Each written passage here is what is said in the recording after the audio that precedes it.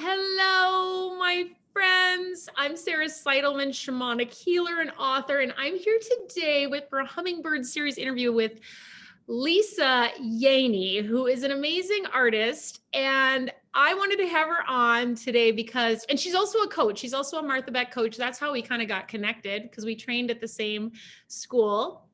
And I watched her for years doing the 100-Day Project, which is just this simple, make one creative act every day for 100 days. And I watched her create this incredible body of work. And I was like, it took me like 3 years, but I eventually did my own. So welcome, Lisa. I'm just so excited to tap and chat with you about this. Thank you so much for having me. I'm happy to be here. I'm so glad that we're connecting again. Me too. So tell me, like, when was your first project, if you remember, and how did you find out about it? Gosh, I want to say I had a little gift shop many years ago. So I want to say 2013, 2014, something like that. I got onto Instagram, which I had never been on before. And so you start looking at hashtags and things and you see, oh, there's a project. And it may have started with something like Inktober, which was a 30-day or 31 days, I suppose. Yeah. A challenge. And so then you start seeing challenges and you're like, gosh, I'll just do my own. You can just do your own challenge. Like, Totally. yeah. And so it was a nice way to practice my art every day, and it gave me a reason. And when you put parameters around it, whenever you put, I will do all birds there are plenty of birds to do each day, a new bird, Was that something. your first one, the birds, when you drew the birds? I'm trying to remember. I think the first challenges that I did were 30-day type of challenges, which they give you a prompt. Okay. You know what I'm saying? But Yep. after that, I just thought I want to do what I want to do. And I think I did birds, butterflies, and bees, or birds, butterflies, and bugs. That's what it was. Okay. Yeah.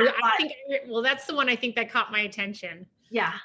Yeah. So for anybody who's listening and you're curious about this, if you just search the hashtag on Instagram, the 100-Day Challenge, you'll see all kinds of people's projects pop up. Yes. What I'm fascinated, a lot of us want to be creative. Like, we want to write, we want to draw, we want to sculpt, we want to design or write music, but we have a hard time fitting into our ordinary life. Can you talk about, like, how did you do that? Because I know you're a teacher. You're not like sitting around with eating bonbons. I mean, you've got a life. How do you fit your 100-day projects when you do them, like, into your life, or how did you do that? Well, let me be honest. When I am teaching, it's a lot harder. I was a public school teacher for a while, and I'm not doing that now. So it's a little bit easier now that I'm not doing that. However, when you are working, you can still do it if you decide to do 15 minutes or 30 minutes right when you get up or before you go to bed. If you have the same time every day that you can do it, it makes it a lot easier. Yeah. Yeah. And if you'll set yourself up for success, meaning you think about as a chef would do mise en place and set out all of their materials before they start cooking, before they start mixing, they already have everything set out the way they want it. Same thing for a 100-day project. Find a place in your home that is that you can be at peace at a desk, and your materials. If I'm going to, am I talking too long? No, you're good. Okay. Well, this is Okay. great. This is like Okay. great practical tips, like set up a station. Yes, set up a station. And for instance, if I'm going to do, I teach Zentangle, and which is sort of a mindful mark making. If I'm going to do 100 days of Zentangle, for example, I would have the papers that I use. I would get a stack of them. They're here. I have the pen that I use, the pencil that I use, and I just keep it right there so that when I get up in the morning, even before I eat breakfast, before I do anything, I can go straight to my space and start working. And as far as in creativity, I'm going to mention Stephen Pressfield. Have you read his books? Yes, I'm a big fan. I am too. I am too. But I think that's what he says is you put your rear end in the chair and every day, and you start working, inspiration will come. I don't wait for a muse. I mean, I would be waiting all day. Oh my gosh, yes. And that idea that that we I lost my train of thought, but I was thinking like this idea that, oh, I know it. We want to set ourselves up for success. So I love the station idea, but also that we make sure the project is of a scale that we can manage. So I know my recent project that I committed to, I practiced it a few times before I actually on my start date, because I wanted to see, can I really do this or is it too big? Because then we're going to fail and then we're going to feel, you know. Yes. Yeah, I would say that too. And I would say also, when setting rules for yourself, to be flexible. It's just sort of like if you're on a diet and you go, well, if I ate that chocolate bar, forget it. I'm not, no, just next day, start Back be at it. easy with yourself. But as far as something, if I'm thinking now, if a project took longer than I thought it would, if I am posting it somewhere, let's say on Instagram or Facebook or whatever, if I'm posting it, I could still post WIP, work in progress. So I could post, the half finished drawing and say, this is how far I got today. And that's just honest. And then the next day, finish it up and, oh, here it is, it's finished. So you're still working every day, even if you don't complete the project. Absolutely. And I heard one of the people who founded the website 100daysproject.org, which is also a great resource for those of you who are interested in doing this. And she was just saying like, kind of define what is your like phone it in day. Like I only had 5 minutes and this is the absolute minimum. And then what if I have 3 hours? Well, here's what I might try to do. And also just like she said, no matter how many days you complete, don't consider it a failure. If you make it 40 days, that's huge. It's so much more than zero. Yes, and that's 40 little projects, 40 things you've completed, or 35 or whatever it is. Yeah, yeah, it's a win no matter what. Just sitting down to do it, that's that many hours or minutes or whatever of practice that you didn't have before, because you're going to be learning things as you go, because I mean, everybody has their own. When we talk about types of learners, I'm a quick start. I just like to jump in, and Yep, me I too. learned something, and no kidding, I may see something that I want to do and I'm terrible at the beginning, and then however many days later I'm like, wow, I've picked up a few tips. I'm learning Yeah. something. And like And anything, it's like with practice, we get better. Tell me about like what were the obstacles? What came up for you? Because I know like for me, as I started doing my first project, it was like all kinds of things came, and I'll share what mine are, but tell us what comes up as you're like sitting there and actually doing the project. I will tell you, probably fear, fear of not doing a good job, of it looking, because with mine it might be it will usually be an art project of some sort, and fear that I don't know how to do this, I can't do this, or somebody's going to make fun of it, or and so Yeah. So but kind of that fear of judgment or fear of yes, not being good enough to do it. yeah, just those little thoughts that come in. Yeah. um yeah, I would say fear would be the biggest obstacle, or yeah, the other one would be not actually committing to it. Like Yeah. only Like halfway, like, yeah, I want to do that, and then not really. and losing steam. Yes, yeah, Yeah. not setting up my space, not, yeah.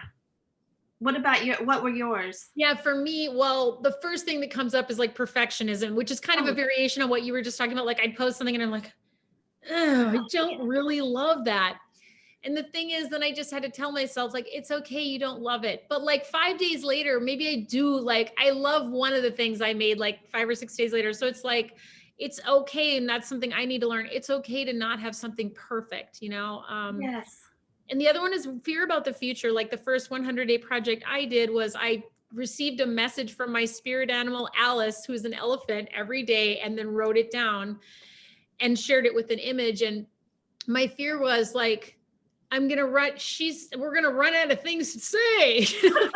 Like, which is kind of funny when you think about a spirit animal. They're not gonna ever run it. Like it's an infinite, but like that's the fear that came up for me. I'm like, what if she runs it? You know, it's like, But sure enough, every day she had something to say. I mean, and I ended up going for 365 days with that project and turning it into a book. And I think that's one of the things that's so neat about this. You go do this tiny little thing, but when you do something for a half an hour every day, well, 100 days later, that's 50 hours you spent, Yes. and you will have something to show for that. Yes, and it's really gratifying. I also did a 12-day a while back, and I don't have it. I can't share it because I sold it actually. It was the 12 days of Christmas. The Ooh. song and then illustrating each one each day. And at first I thought there's no way I can illustrate those things, but if you just sit down and do that one day, I can do a partridge in a pear tree. I can do that. Like I'll that figure one it day at out. a time, like not future fear. Yes. Yes. And I think that might be another obstacle is when you think about 100 days, you think that's a long time. There's no way I can commit to that. Da, da, da. But if you'll just that adage of living one day at a time, Yeah.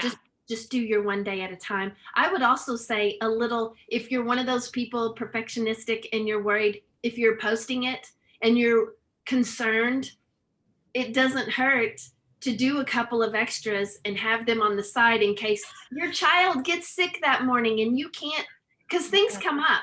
Right. And if you're concerned about posting, if you have something extra that you can go, okay, here's my alternate, here's my day two, and you post it so that Yes. you can post something every day. If that feels good to you and makes you feel better, I think do that because things come up.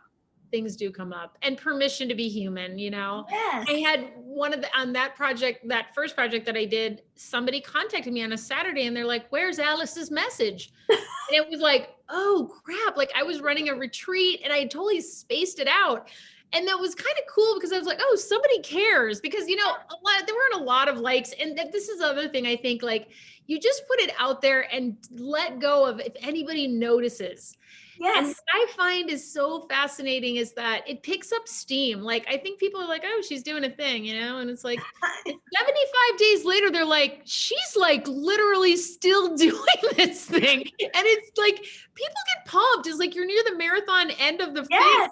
People are like, "I love this." And it just, you feel the support of others, and it's so wonderful. Yes, and I would say that's one of the things I think that is most gratifying about it is the couple of people who are really into it. And then at least you're like, well, I really want so and so to really dig this. It's really nice. And I think there's something about and if you tell yourself, why am I doing this? This is ridiculous. There's something about putting beauty into the world that I think is healing for all of us. I feel like the images we take in and think of everything that we see in advertising, movies, on the internet, things that you don't want to see, that pop up in your feed and you're like, oh my gosh. Yeah. I just feel like even if nobody says anything, you've put something heartfelt and thoughtful into the world. And so, I mean, that's a good thing. Nothing wrong with that. It's an absolutely good thing. I think it's like there's something like art is there's some wonderful quote that's reminding me of, but it's kind of like that, dance like nobody's watching, Yes. like make art like nobody's watching and share it and just let go of what anybody thinks. I have a friend who's doing a 100-day project, which she's not posting, but it was more of a physical thing. She was planking every day and then adding like 20 seconds. And she's had like 3 people tell her, like, I'm starting a project, or I'm, just from talking about it, because it inspires. So you never know, even if people aren't commenting or liking things, you never know who you might inspire. It's true.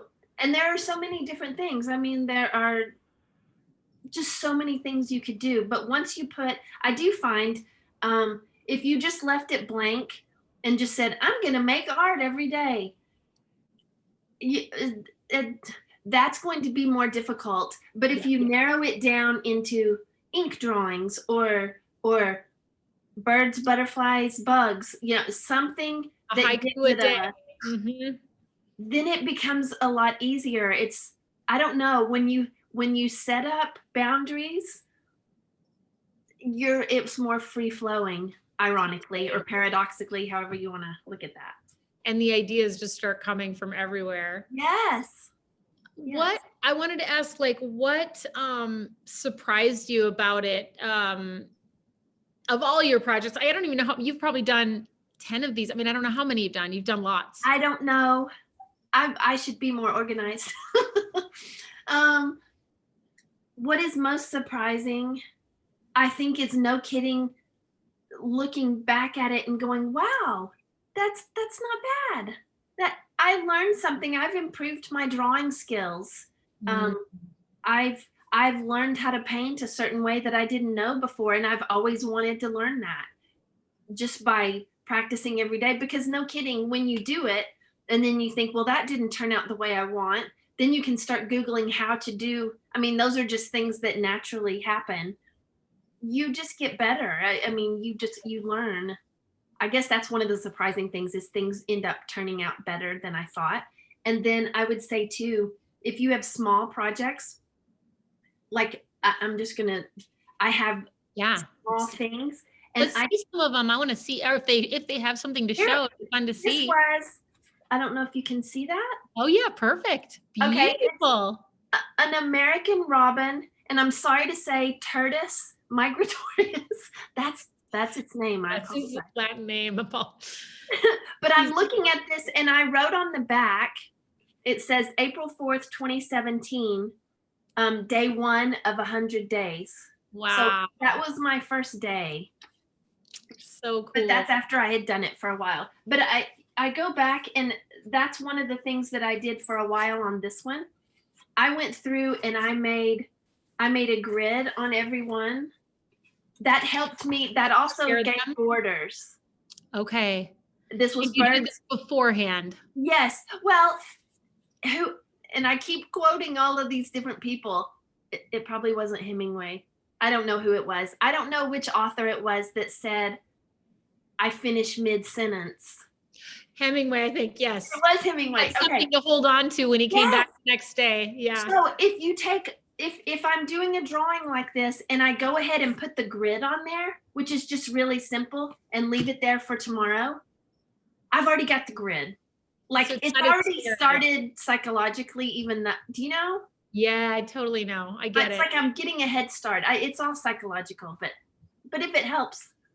As creatives, it can be terrifying to think of facing the blank page or facing the nothingness, even though the nothingness is what contains the everything. But it's like, I love that. Yeah.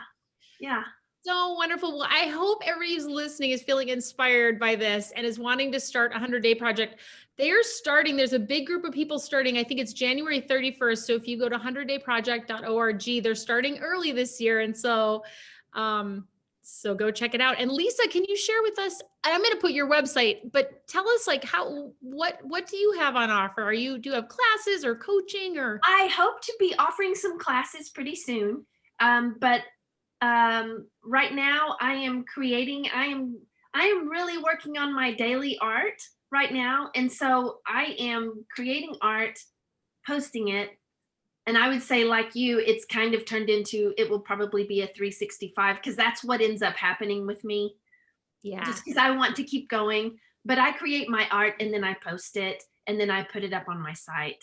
So that's what I'm doing. I hope to be offering some classes before too long, but anybody who would like to follow on Instagram, I try, when I have tips and tricks, I'll show you know how you swipe so that you can see how a drawing progressed. I try to do that and share things that I've learned with other people who also want to learn to draw. And you're at Main and Vine. It's like at Main and Vine, right? Main and Vine, like the street. But cool. I'm gonna. I don't know if you can see those street signs up there. Yes. Okay. I had a little gift shop art gallery on the corner of Main and Vine, and that's why the name, and I just never have changed it. So awesome. And I'll link that above to the Instagram. Well, thank you so much, Lisa, for being here with me. Thanks for having me. So much fun. And by the way, I love your jacket and your butterfly and your scarves and You're just fabulous. I So love it. snazzy. I love what you're wearing too. I like the we're doing authentic fashion February. If you want to join us, send me a message, or you probably see it on my page somewhere, but we would love to have you join us, people. So I would like to join too. I'll be joining that. okay. So I'd love it, Lisa. Okay, thanks everybody. Thank you, Sarah.